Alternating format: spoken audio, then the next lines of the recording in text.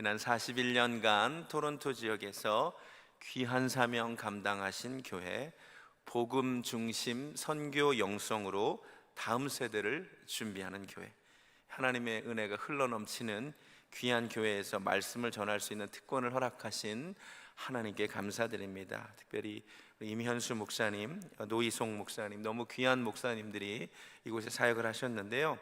저도 개인적으로 임현수 목사님 북한에서 고초당하실 때 함께 기도한 적이 있는 사람입니다. 정말 멀리서 함께 기뻐했고요. 우리 노희송 목사님 지성과 영성을 갖추시고 거기에 외모도 갖추시고 영어와 한국어에 능통하시고 거기에 우리 주님처럼 겸손하고 온유한 귀한 목사님, 제가 아부하는 것 같아요? 진심입니다. 그러면 우리 교회를 섬기시는 우리 목사님을 가장 귀한 목사님으로 알아주는 게 너무나 필요한 거 아세요? 천재의 지도라는 책이 있어요. 혹시 보여주실 수 있으세요? 이 책 읽으셨어요? 이 책 들어보셨어요? 오직 성경 외에는 그 어떤 책도 관심이 없으세요? 이 책 한번 읽어보세요. 에릭 라이너라고 라는 사람이 쓴 책인데요, 아주 흥미로운 얘기를 하고 있어요. 천재가 군집해서 한꺼번에 같은 지역에 등장한대요. 그러면서 어떤 예를 드냐면, 기원전 450년경 아테네에는 우리가 한 번쯤 들어본 철학의 천재들, 소크라테스, 플라톤, 아리스토텔레스가 거의 비슷한 시기에 한꺼번에 등장했대요. 그 다음 사진 혹시 보여주시면 나올 텐데요. 신기하죠? 비슷한 시기에 철학의 천재들이 비슷한 지역에서 한꺼번에 나타났다는 거예요. 16세기 르네상스 시대 피렌체에는 우리가 역시 한 번쯤 들어본 레오나르도 다빈치, 미켈란젤로, 보티첼리, 라파엘로, 이런 미술의 천재들이 같은 지역에 비슷한 시기에 한꺼번에 나타났다는 거예요. 놀랍죠? 한 가지 예를 더 드는데, 18세기 오스트리아 빈에는 역시 우리가 한 번쯤 들어본 하이든, 모차르트, 베토벤, 이런 음악의 천재들이 한꺼번에 등장했다는 거죠. 놀랍죠? 놀랍죠? 신기합니다. 그러면서 이 사람이 무슨 얘기를 하냐면 플라톤의 말을 인용합니다. 나라에서 존경받는 것이 그곳에서 양성될 것이다. PPT 보여주세요. 나라에서 존경받는 것이, 그 다음 페이지 넘겨주시면 되는데, 그곳에서 양성이 된대요. 유전이 아니라 환경이 천재를 결정한답니다. 무슨 말이냐면, 왜 고대 그리스에서 철학의 천재들이 한꺼번에 등장했느냐? 이유는 하나예요. 그 시기는 철학이 숭상받는 시대였대요. 철학자들이 존경받는 시대였대요. 그런 분위기에서 철학의 천재들이 나온다는 거예요.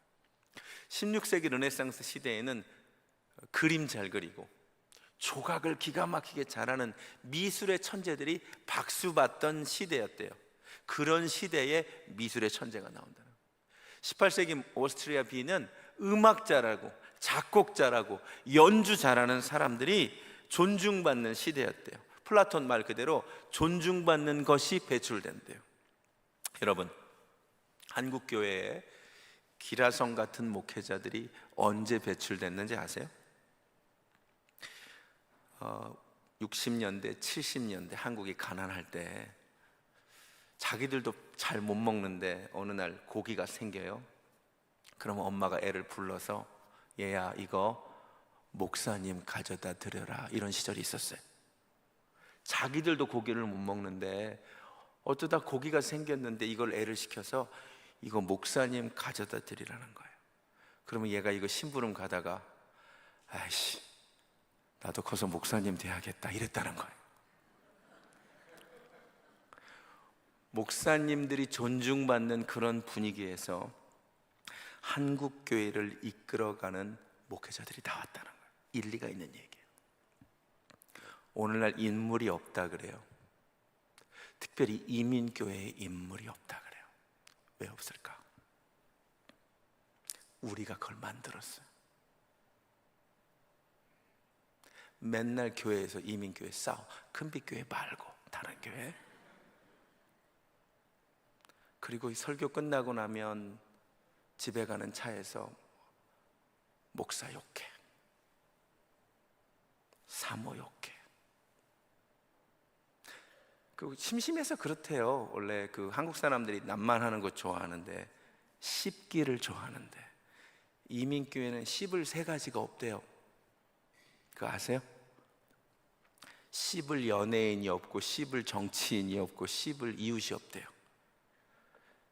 한국 사람들이 세 가지 씹기를 좋아하는데, 연예인들 몰라. 다 미국 사람이라서, 캐나다 사람이라서. 아세요? 캐나다 정치인 잘 몰라. 옆집 사는 사람 몰라. 이 세 가지 씹을 게 없는 거야.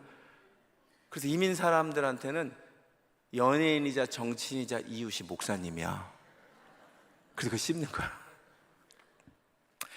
근데 그런 분위기에서, 특별히 뭐 여기 공동의회라 그러나요? 우리 교회는 사무총회라 그러는데, 별로 사례비 많이 주지도 않으면서 모멸감을 줘.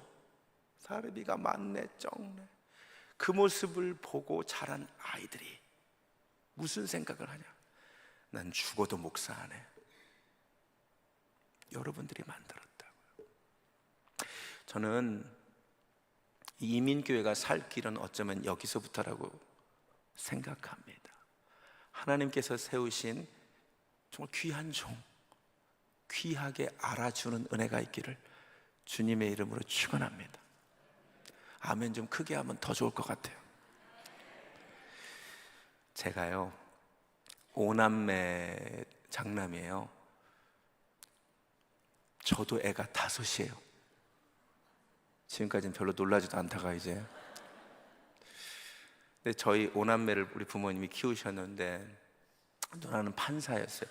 누나가 일찍 죽었거든요. 안타깝게도 남은 4남매 중에 3명이 목사예요. 막내는 사모예요. 왜 우리 집에 그런 일이 일어난 줄 아세요? 물론 하나님이 소명을 주셨기 때문이지만, 어렸을 때부터 우리 부모님이 무슨 얘기를 하셨냐면, 주의 종이 귀하다. 하나님의 말씀을 전하는 주의 종이 귀한 존재다. 개척교회, 평생 개척교회, 제가 3부 때 제가 간증할 텐데, 평생 개척교회 하셨던, 고생하셨던 부모님들이 맨날 하는 이야기가 하나님의 종이 귀한 거다. 그 얘기 듣고 자랐어요. 제가 어렸을 때부터 주의 종이 된다고 했지만, 우리 누나가 판사가 됐을 때 그게 부러워서 저도 외무고시를 공부했었거든요. 그때 제 주변 사람들 다 좋다 그랬는데 우리 부모님만 근심하셨어. 그리고 제가 어느 날 하나님이 콜링하셔서 외무고시 그만두고 신학교 간다고 할 때 주변 사람들은 다 안타까워했는데 우리 부모님은 할렐루야 하셨어. 그런 분위기에서 목회자가 3명이 나온 거예요. 제가 목사님께 아부하자는 게 아니고, 이게 이민교회가 살 길이에요. 여러분, 엄지가 지배하는 교회가 있고 검지가 지배하는 교회가 있대요. 엄지가 지배하는 교회는 잔치집이 되고, 검지가 지배하는 교회는 초상집이 된대요. 어떤 집 되실래요? 어려워요? 어떤 집 되실래요? 잔치집. 우리 한번 해볼까요? 엄지 한번 척 들어서 우리 목사님 향해서 최고라고 한번 해주실래요? 할렐루야. 우리 옆 사람들 보시고 최고라고 한번 해주실래요? 분위기가 달라지잖아요.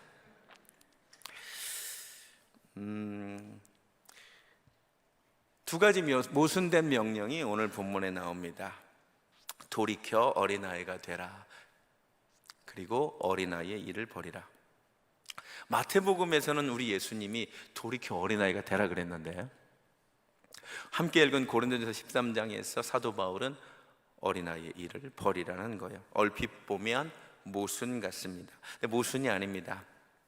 일단 영어로 보면 사실 두 가지는 완전히 다른 이야기인데요, 돌이켜 어린아이가 되라는 영어로 be childlike 이렇게 되어 있고요, 어린아이의 일을 버리라는 discard childish things라고 되어 있어요. 유치한 일을 버리라는 거죠.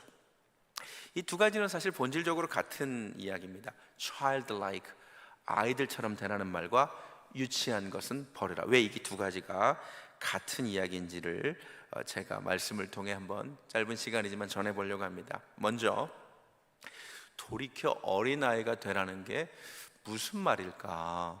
순수해지라는 말인가요? 우리는 이제 그런 생각이 먼저 듭니다. 틀린 말은 아니겠죠. 어린아이는 순수하잖아요. 저도 막내가 4살이에요. 순수해요, 참. 사도행전을 보면 이 어린아이 같은 모습이 어디에 제일 잘 나오냐면 사도행전 12장에 잘 나와요. 사도행전 12장에 어떤 이야기가 펼쳐지냐면, 제가 좀 이따 보여주세요. 그 교회가 박해를 당해요. 그래서 야고보가 죽어요.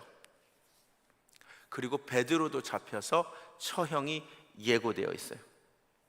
여러분, 목사님이 감옥에 갇혔단 말이에요. 이 큰빛 교회는 어떤 교회보다 이 상황을 잘 이해하실 거예요. 이면수 목사님 북한에 억류되셨잖아요. 그럼 북한에 억류되셨을 때 기도하셨죠? 뭐라고 기도하셨어요? 순교하게 해달라고 기도했어요? 풀어주시라고 기도했을 거 아니에요. 그죠? 앞으로 우리 노희성 목사님께서 복음을 전하다가 감옥에 갇히면 여러분 기도하실 거죠? 뭐라고 기도하실래요? 순교하게 해달라고 하지 말고 먼저 풀어달라고 해주세요. 성도들이 베드로가 감옥에 갇히니까 뭐 철야 기도를 했는지 금식 기도를 했는지는 모르겠는데 어쨌든 모여서 간절히 기도를 했어요. 우리 하나님께서 그 기도를 들으시고 정말 천사를 보내사 감옥문이 스르르 열렸어요. 그래서 베드로가 성도들이 모여서 기도하는 곳은 아마 마가의 집이었겠죠. 가서 문을 두드립니다. 그리고 사도행전 12장에 놀라운 기록이 나옵니다. 보여주세요. 베드로가 대문을 두드리는데 성경은 일부러 여자아이라 그럽니다. 로데라고 하는 여자아이가 영접하러 나왔다가 누구세요? 그랬더니 나야, 베드로야. 이 말을 듣고 너무 기뻐서 문을 열어줘야 되는데 문을 미처 열지 못하고 달려 들어가서 말합니다. 집사님들 기도 그만하세요. 하나님께서 우리 기도 들으시고 베드로 목사님 풀어주셨어요. 지금 문 밖에 있어요. 할렐루야. 그랬더니 기도하던 성도님들이 뭐라 그래요? 미쳤어? 지금 뭐하고 있었죠? 아마 이렇게 기도했을 거예요. 하나님, 베드로 목사님 풀어주실 줄로 믿습니다. 우리 기도를 듣고 베드로 목사님 살려주실 줄로 믿습니다. 분명히 그랬을걸? 근데 진짜 풀어주셨어요. 그러니까 성도님들이 뭐라 그래요? 미친 거 아니야? 그러니까 애가 말합니다. 아니 진짜라니까요. 내가 정말 똑똑히 베드로 목사님 목소리 들었다니까요. 그랬더니 천사들이 뭐래요? 아니 성도님들이 뭐래요? 그의 천사겠지. 와, 기가 막힌 이야기입니다. 이 어른들이 철학 기도를 했는지 금식 기도를 했는지 모르겠지만 기도는 하고 안 믿었다 이 말이야. 기도는 하지만 정말 베드로가 풀려날 것이라고 믿은 사람은 없었다 이 말이야. 근데 이 아이는 믿었던 것 같아요. 저는 어쩌면 그날 하나님께서 이 로데의 기도를 듣고 베드로를 풀어주셨을 수 있겠다는 생각이 들었어요. 이 아이의 순수함, 이 아이는 순수하게 믿었던 거죠. 그러니까 베드로 목소리를 듣고 베드로 풀어주셨다고 의심하지 않았던 거죠.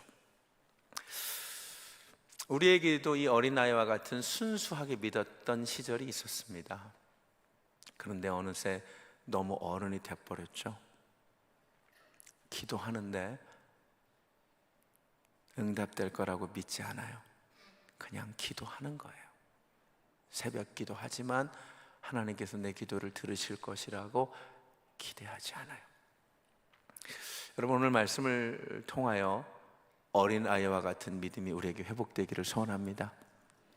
자, 그런데 문제는 사도행전 12장을 읽을 때 돌이켜 어린아이가 되라는 분명히 순수함을 회복하라는 말씀이 맞지만 오늘 마태복음 본문으로 한정 지으면 예수님의 의도는 순수함과는 조금 거리가 있어요.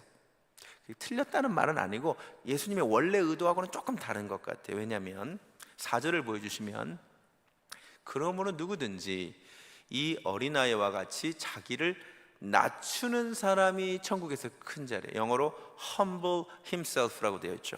그러니까 오늘 본문에만 한정 지으면 예수님이 말씀하신 돌이켜 어린아이가 되라는 순수함은 아니고 낮춤이네요. 근데 여기서 약간 궁금해져요. 어린아이가 자기를 낮추나? 아이가 자기를 낮추나요? 여기서 이 말을 이해하기 위해서는 성경이 말하는 겸손과 우리 한국인들이 이해하는 겸손에 거리감이 있다는 것을 좀 아셔야 돼요. 우리 한국인들이 생각하는 겸손이 뭐예요? 누가 뭐 잘한다 그러면 저 그거 못해요. 이게 겸손이죠. 우리 한국 사람들은 저 못해요. 이게 겸손이죠. 성경이 말하는 겸손은 조금 달라요. 한국인들은 잘난 척하면 교만하다 그러죠. 성경은 사실 그런 것을 교만이라고 말하지 않아요. 성경이 말하는 최고의 교만, 성경이 말하는 최고의 겸손은 하나님과 관련되어 있는 거예요. 성경이 말하는 최고의 교만이 뭔지 아세요? 나 하나님 없어도 된다는 게 교만이에요. 성경이 말하는 최고의 겸손의 핵심이 뭐냐면 난 하나님 없이는 안 된다는 거예요. 깨달아지세요? 의존성이 성경이 말하는 겸손이에요. 그런 의미에서 보면 어린아이가 겸손함의 대명사 같아요. 왜냐? 어린아이의 특징이 의존이거든요. 2살 미만, 3살 미만 아이들의 특징이 뭔지 아세요? 한순간도 부모 없이는 못 사는 것처럼 행동해요. 자, 2살 미만 애가 노는 거를 잘 보세요. 애가 놀면서 수시로 눈으로 엄마 어디 있는가를 확인해요. 절대적으로 엄마를 의존한다 이 말이에요. 근데 놀다가 엄마가 갑자기 눈에 사라지면 애는 울기 시작해요. 엄마를 의존하기 때문에. 저희 막내가 4살인데요 길을 가면 저를 꼭 바지를 잡든 손을 잡든 꼭 가요. 그리고 우리 막내는요 제가 신방 가면 주로 따라다녀요. 어느 집 가는지 묻지를 않아요. 이게 어린아이의 특징이에요. 의존한다는 거죠. 이게 하나님을 의존하는 것의 어떤 심볼이 될 수 있는 거죠. 하루에도 수십 번 엄마 아빠 부르는 게 애예요. 맞아요? 근데 아이가 점점 커지면 어떻게 되느냐? 제가 애가 5이라 그랬죠. 첫째는 16살이에요 둘째는 14살이에요 이 2사람의 특징이 뭔지 아세요? 요새 제가 신방 가자 그러면 어디 가는데? 어느 집 가는데요? 물어봐요. 그리고 지 친구 있으면 가고 아니면 안 가요. 심지어 여행도 안 갈라 그래요. 부모 없이 하루 종일 잘 살아요. 심지어 슬립 오버, 캐나다도 그런 문화 있나요? 미국 맨날 슬립 오버한테 친구 집 가갖고. 애가 커가면서 특징이 독립적으로 변하더라고요. 엄마 아빠에 절대적으로 의존하던 아이들이 이제는 엄마 아빠 없이도 잘 살더라고요. 대견하지만 한편으로는 서운하죠. 여러분, 예수님께서 돌이켜 어린아이가 되래요. 마치 부모 없이는 한순간도 살 수 없다고 생각하고 살았던 그 시절처럼 나는 하나님을 떠나서는 단 한순간도 살 수 없는 존재로 다시 돌아가시기를 주님의 이름으로 축원합니다.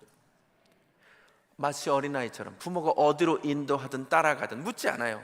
하나님이 어디로 인도하든 묻지도 따지지도 않던 어린아이의 모습으로 돌아가시기 바랍니다. 하루에도 수십 번 엄마 아빠 아이들이 찾는 것처럼 틈만 나면 아버지 주님을 찾던 그 모습으로 돌아가시기를 예수님의 이름으로 축원합니다.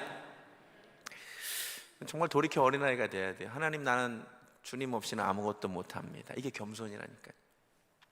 주님 놓치면 나는 한순간도 못 삽니다. 그래서 제가 설교 찬양으로 이따가 이거 부를 건데 가사가 기가 막혀요. 나는 아무것도 아닙니다. 주님의 사랑이 없으면. 나는 아무것도 모릅니다. 주님의 지혜가 없으면. 나는 아무것도 못합니다. 주님의 능력이 없으면. 나는 한순간도 못 삽니다. 주님의 생명이 없으면. 할렐루야. 대신 유치한 모습, 어린아이 같은 찰디시라는 모습은 버려야 돼요. 이게 사도 바울이 고린도전서 말씀에서 하는 이야기예요.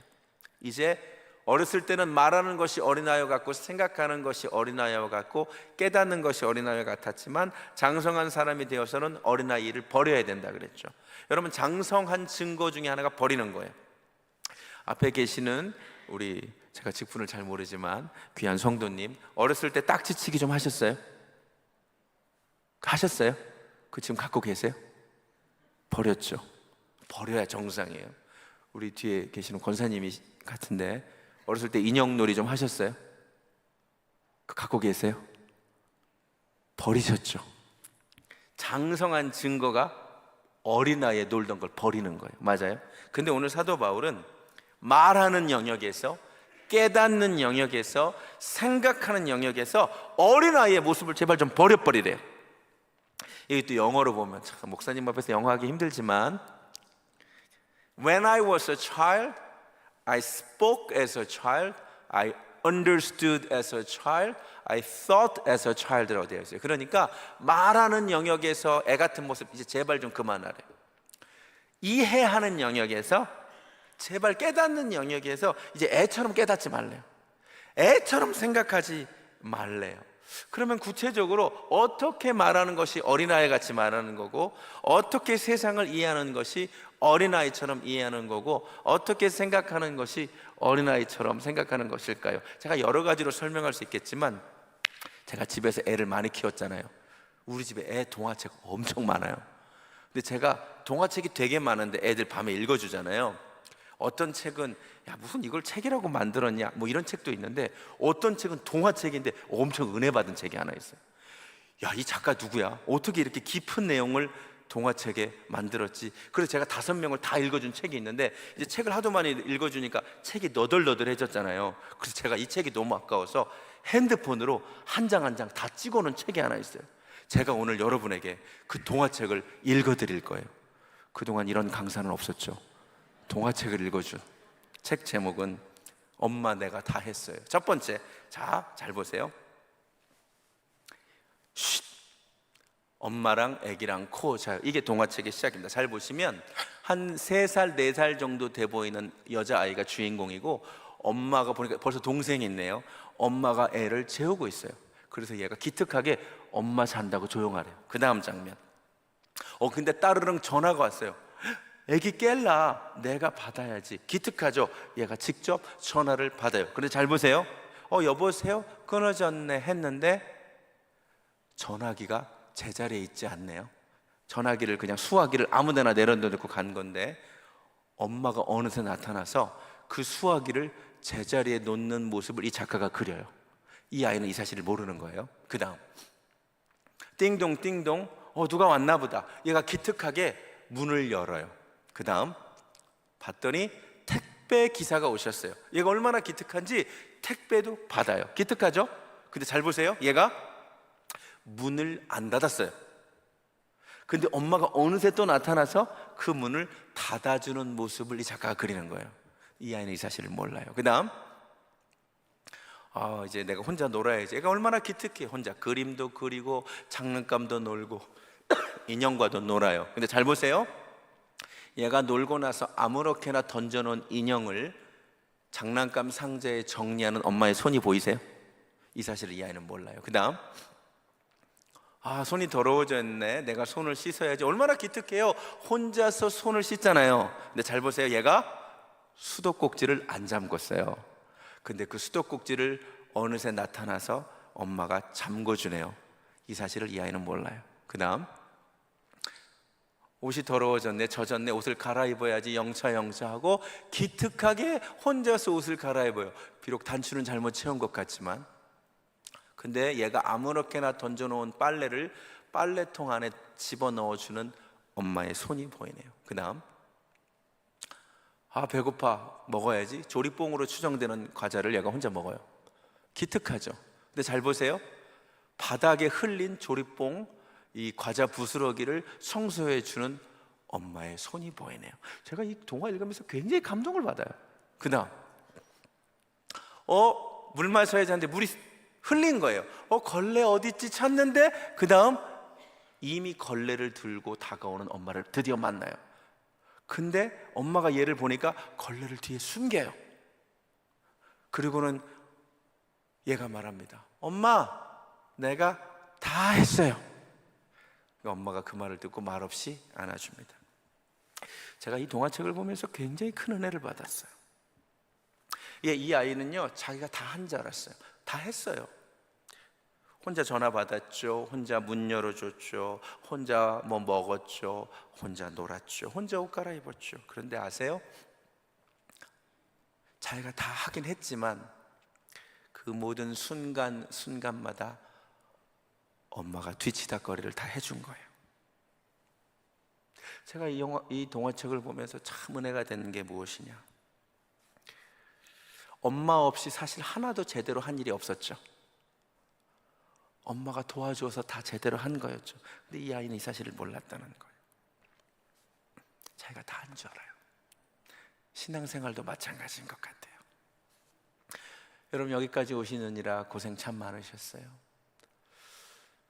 내가 이민생활 억척스럽게 해서 잠도 안 자고 열심히 일해서 여기까지 오셨죠. 그런데요, 여러분 인생의 순간순간마다 마디마디마다 우리 주님의 보이지 않는 손이 함께 하셨어요.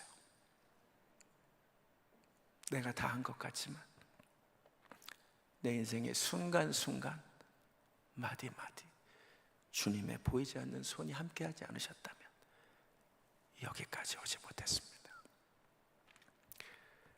지금까지 지내온 것 주의 크신 은혜라, 한이 없는 주의 사랑 어찌 이루 말하랴, 자나깨나 주의 손이 항상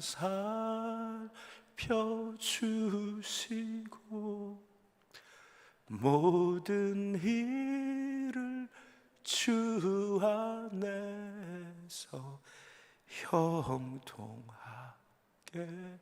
하시네. 아멘. 내가 다 한 것 같지만 주님이 도와주신 줄로 믿습니다. 최고의 교만이 뭐예요? 내가 다 했다는 거예요. 내가. 하늘을 날고 싶었던 개구리 이야기 아세요? 한 개구리가 있었는데 하늘을 너무 날고 싶었대요. 근데 방법이 없는 거예요. 근데 어느 날 기발한 생각이 났어. 그래서 평소에 친하게 지내던 새 2마리를 불렀어. 야, 내가 나뭇가지를 하나 구했는데 니네 양쪽 부리로 물어. 그리고 내가 가운데를 물게. 그러면 내가 날 수 있잖아. 정말로 친구들이 양쪽 새들이 물었어요. 그리고 개구리가 가운데를 물었어. 드디어 하늘을 날기 시작했어요. 연못가가 난리가 났어요. 개구리들 친구들이 난리가 났어요. 야, 저 기발한 생각을 누가 했을까? 야, 저 생각을 누가 했을까? 입이 근질근질해 미치게 하는 거예요. 내가 했거든요. 저 생각을 누가 했지? 참다 개구리가 내가 하다가 떨어져 죽었대요.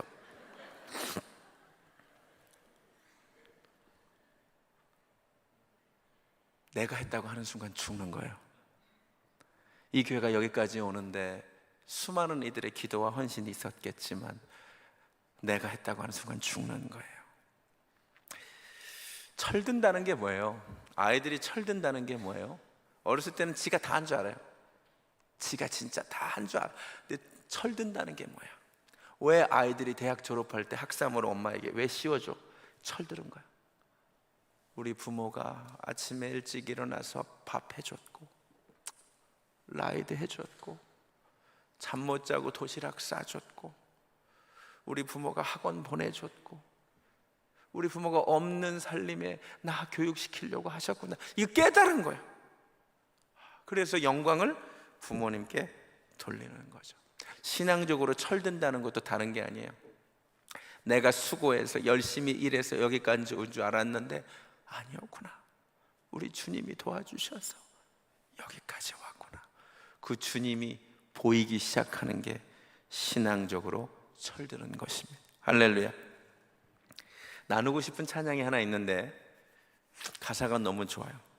연평안 씨라는 분이 만든 곡인데, 길을 걷다가 문득 잠을 자려다 잠깐 시간의 언덕 너머로 근심의 숲을 사이로 당신의 그림자가 이제 막 보이는 거예요. 세상은 어둡고 춥고 외롭고 근심이 많지만 이제 살며시 주님이 보이기 시작하는 거예요. 나의 걸음이 걷는 곳마다, 시선이 닿는 곳마다 내 인생에 풀이 나고 꽃을 피운 게, 메마른 땅에 고단한 내 영혼에 꽃을 피운 게 내가 아니었구나. 바로 당신, 바로 주님, 내 삶의 주인이며 설계자이신, 약속을 지키시고 신실하신 주님이 다 하셨구나. 할렐루야. 찬양 한번 들어보세요. 가사를 한번 잘 보세요.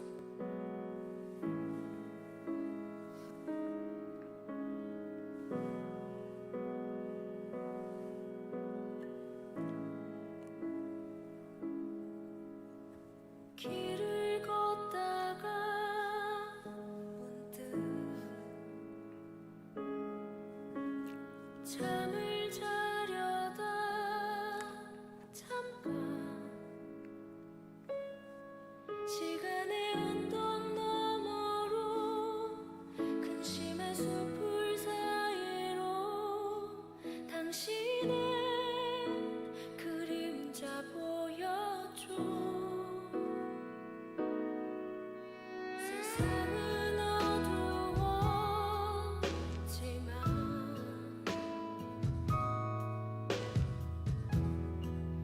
춥고 외로웠지만 시간의 언덕 너머로 근심의 숲을 사이로 살며시 당신이 보여줘. 걸음 걷는 곳마다 시선 닿는 곳마다 불이 나고 꽃을 피우는 것 메마른 땅에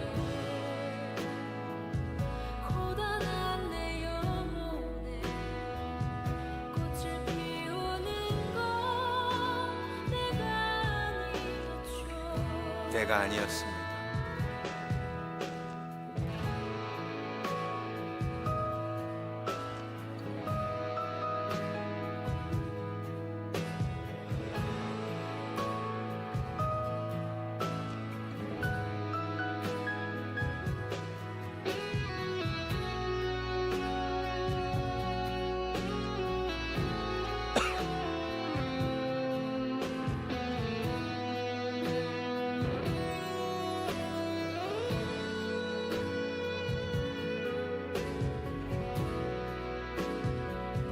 걸음 걷는 곳마다 시선 닿는 곳마다 불이 나고 꽃을 피우는 것 메마른 땅에 고단한 내 영혼에 꽃을 피우는 것 내가 아니었죠.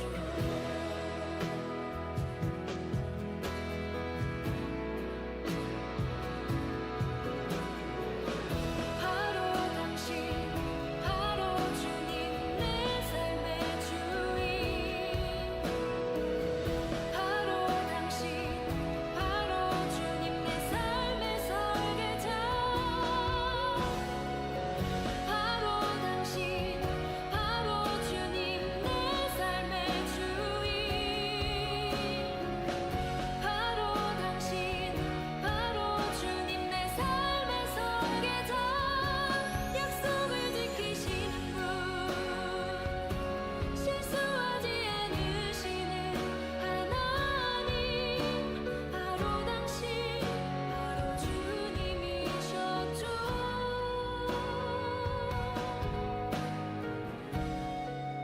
바로 주님이셨죠. 아멘. 주님이 하셨습니다.